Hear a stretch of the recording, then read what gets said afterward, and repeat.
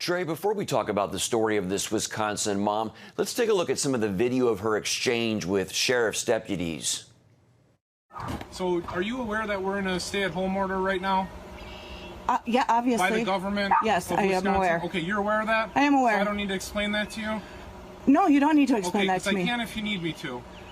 Go, you can because your officer was just here 2 weeks ago. Okay, do you need me and to explain he it to you or explained no? it to me that you guys weren't enforcing that order. Oh, we're about to. Okay. So you understand it though? Okay, so why are you here? Because your daughter is going to play at other people's home and you're allowing it to happen. Trey, your thoughts on what happened? Yeah, my first thoughts were just three words that came to mind was cringeworthy, condescending, and concerning.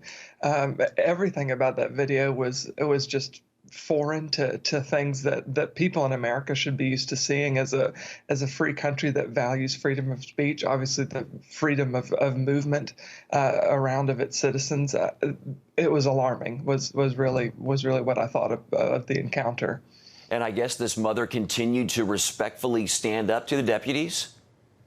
Yeah, and that was what was bizarre is that she was so respectful, and I mean she was obviously on her property, whether it's something she rents or owns, it's her property, and I was impressed really by how calm she stayed, how respectfully she engaged with him throughout the entire several-minute encounter. But regardless, even with that behavior, her good behavior, the police just kept going, and they held their ground. There's another story out of Wisconsin about a teenager being threatened with arrest for posting on social media that she might have COVID-19. What's that all about? Yeah, she's a 16-year-old girl in Oxford, Wisconsin. Her name is Amaya, and she had just recently traveled to, well, in early March at this point, had traveled to Orlando for a vacation with a few of her friends. And she returned early because the trip was cut short when all of these coronavirus restrictions started being implemented. And shortly after she arrived, she started experiencing symptoms of COVID-19. So she went to the hospital. They said she had an upper respiratory infection. She didn't qualify for a test. So she went home. She posted that she likely had coronavirus on her Instagram account, and then her symptoms worsened. She went back to the hospital. She tested negative, but the doctors at the ER did tell her she likely missed the window for testing positive, that false negatives are common, and she likely did have the coronavirus. So she posted once more that she was at home with the common symptoms of the coronavirus, a fever and a dry cough, difficulty breathing, and again posted that it was likely she had coronavirus and she just missed the window. And then the police ended up showing up at her house, or a sheriff's deputy showed up at her house and demanded that she take the post down because in their county there were no official COVID-19 cases. So she was lying. Essentially, they said she was causing distress and panic, like yelling fire in a crowded theater.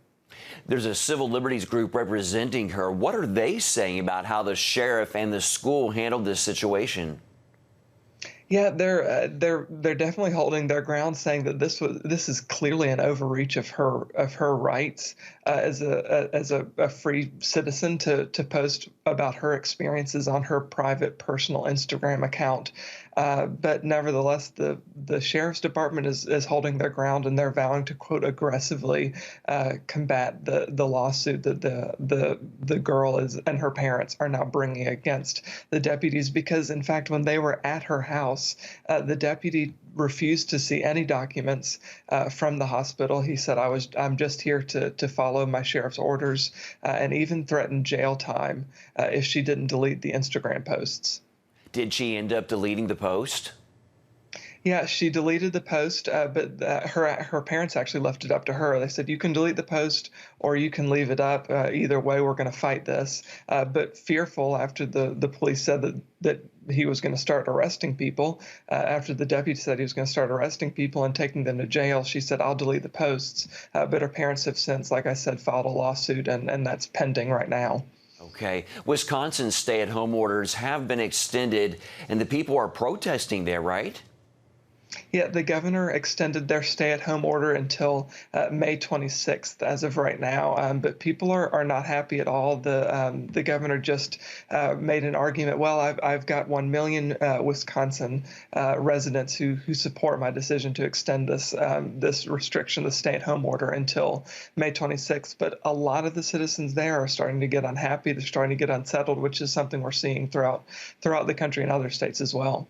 All right, Trey Goins-Phillips with FaithWire.com. Thanks for bringing us this story, Trey. Thank you.